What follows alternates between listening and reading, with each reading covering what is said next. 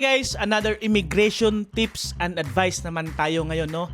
So, as a person who frequently travel in and out of the Philippines, makikita niyo naman sa bio ko, masasagot ko itong tanong na ito galing sa kay Mitch. So, yung tanong niya, ito, i-screenshot or i-post nyo na lang at babasahin ko. Hello po, ask ko lang po, sponsor po namin ng live-in partner ko, mother niya, at may dalawang 2 years old daughter kami. Parehong online work namin, TikTok affiliate at digital product seller, mga mag-partner. I-treat daw kami ng mother niya ng vacation dun at gastos niya lahat. Need pa rin po ba sabihin na may source of income kami sa immigration officer pag tinanong kung employed ba kami kahit sponsor ng mother niya yung buong trip namin sa Macau? Another question. And may chance po kaya na ma-offload ako since di ko naman relative by blood yung sponsor namin, hindi pa kami married ng anak niya. So magandang tanong yan at sasagutin natin yan ngayon.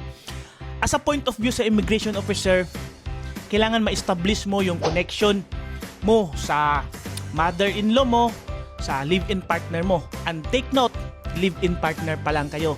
Ibig sabihin, wala kayong marriage certificate na panghawakan. Walang mag-uugnay sa inyo.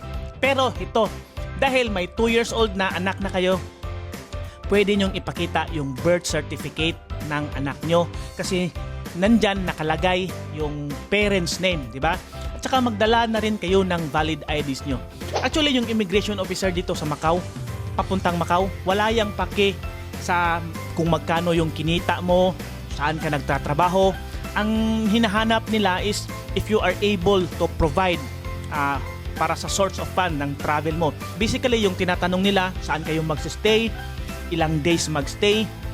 Yun, mga basic information na kailangan nilang ma-establish yung connection nyo sa bata, especially minor. Kasi kung hindi mo ma-establish yung connection, mag-iisip sila na possible child trafficking or child labor yung mangyayari kasi hindi kayo married, wala kayong marriage certificate na panghawakan. But the good thing is that meron kayong anak, so dalhin mo yung birth certificate ng anak nyo.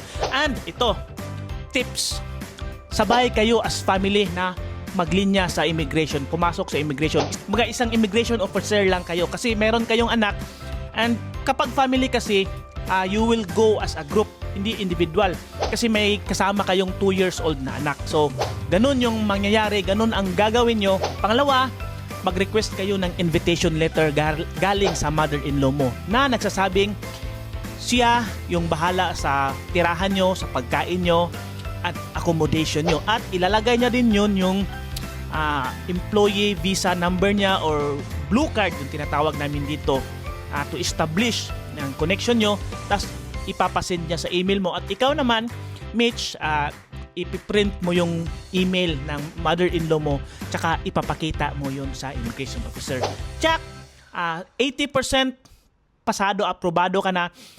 Tanggalin natin sa idea ng online seller kasi mahirap yan ma-establish. Hanapan ka ng employee certificate.